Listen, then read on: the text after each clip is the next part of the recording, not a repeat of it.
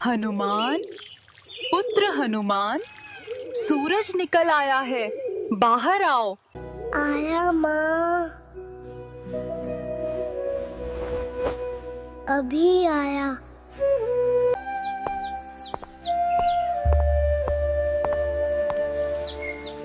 आ जाओ मेरे लाल,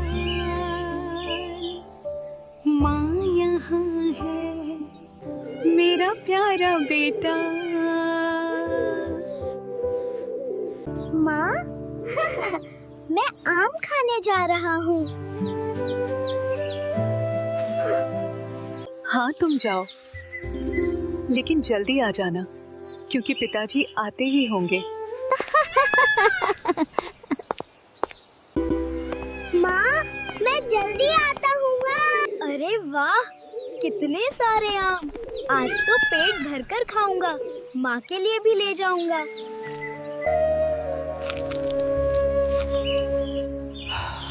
अरे ये तो सबसे बड़ा आम है।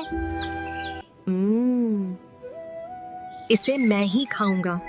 माँ ने कहा था ऊपर वाले आम सबसे मीठे होते हैं, तो फिर चलते हैं खाने। उस समय हनुमान बालक थे, पर उनके भीतर अपार शक्ति सोई हुई थी। जब उन्होंने सूर्य को देखा तो उसे आकाश का फल समझ बैठे। हनुमान, हनुमान बेटा,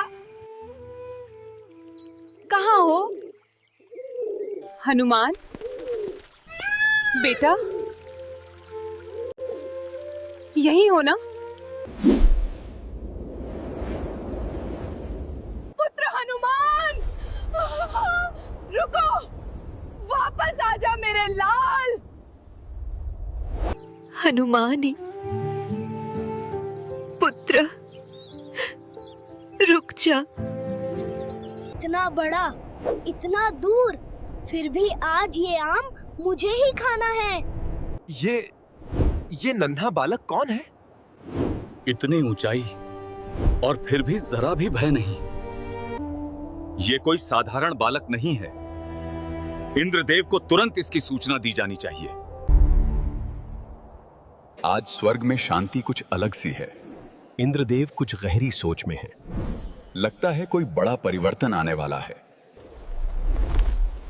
देवराज इंद्र! देवराज, एक बालक है जो सूर्य देव की ओर जा रहा है। कोई बालक सूर्य की ओर बढ़ रहा है? यह साधारण नहीं हो सकता। हमें कुछ करना होगा।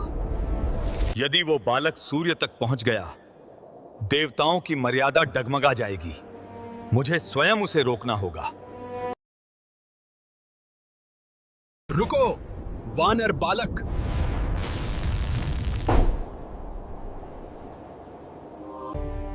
तू कौन है, बालक? मैं हनुमान हूँ। हनुमान? इतनी छोटी आयु में इतना साहस! सूर्य की ओर बढ़ना कोई खेल नहीं बालक। रुको थे। मैं नहीं रुकूंगा। मैं अपने लक्ष्य को प्राप्त करके ही रहूंगा। रुको, एक क्षण भी आगे बढ़ें तो विनाश निश्चित है। देवताओं की मर्यादा को लांघने का दुस्साहस मत कर बालक। मैं किसी मर्यादा को तोड़ने नहीं आया, पर अपने लक्ष्य से पीछे भी नहीं हटूंगा।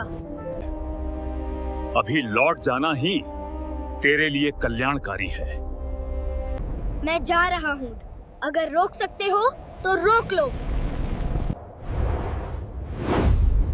नारायण। देवराज इंद्र, तुरंत रोको, नहीं तो ये विनाश पूरे ब्रह्मांड को जला देगा। अरे कितना बड़ा चमकता हुआ आम! बालक, मेरी आज्ञा की अवहेलना, अभी तुझे रोकना ही होगा। हनुमान जैसे ही सूर्य को निगलने बढ़े, इंद्रदेव क्रोधित हो उठे। देवताओं के राजा ने अपना वज्र उठाया और आकाश से प्रहार किया। वज्र हनुमान से टकराया। बालक का शरीर आघात से कांप उठा और वह अचेत होकर आकाश से नीचे गिरने लगा। अचेत अवस्था में गिरते हुए हनुमान की ओर एक अपार शक्ति वेग से बढ़ी। वह शक्ति कोई और नहीं थी, वह स्वयं पवन देव थे। अपने पुत्र को हृदय से लगाकर उन्होंने उसे अपनी बाहों में समेट लिया। यह दृश्य देखकर इंद्रदेव घबरा गए। उन्हें अपनी भूल का आभास हुआ। यह बालक साधारण नहीं है। पवन देव अपने अचेत पुत्र को बाहों में लिए आकाश मार्ग से अंजान पर्वत की ओर बढ़े। वहीं अंजन पर्वत की एक गूढ़ गुफा में वे हनुमान को लेकर अंतर्धान हो गए। अपने पुत्र को आहत देखकर पवन देव क्रोधित हो उठे। उनका क्रोध इतना प्रचंड था कि उन्होंने अपना प्राण रोक लिया। क्षण भर में सृष्टि ठहर गई। न वायु चली, न पत्ता हिला। पवन के रुकते ही सृष्टि टूटने लगी। पशु एक एक कर बेहोश होने लगे। आकाश में उड़ते पंछी धरती पर गिरने लगे। समुद्र की लहरें थम गईं, मानो जल ने भी श्वास रोक ली हो, और वायु के बिना मनुष्य जाति भूमि पर गिरने लगी। सृष्टि का संतुलन डगमगाते ही त्रिदेव चिंतित हुए।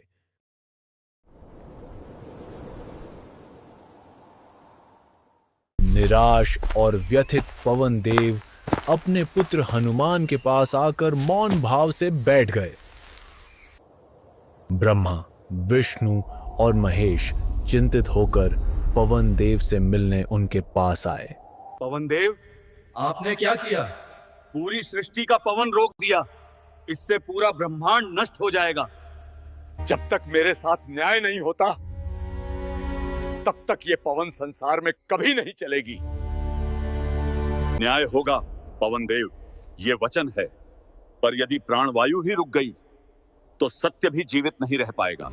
मैं स्वीकार करता हूं, ये प्रहार अधर्म में हुआ, पर सृष्टि का संतुलन आपके क्रोध से अधिक नाजुक है पवन देव।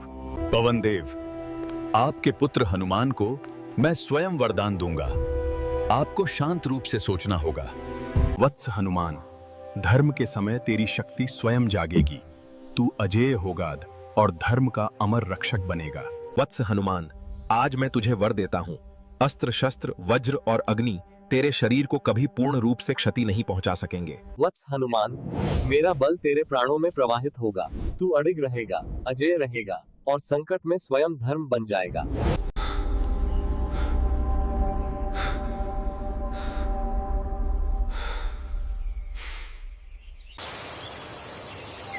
पुनः वायु चली।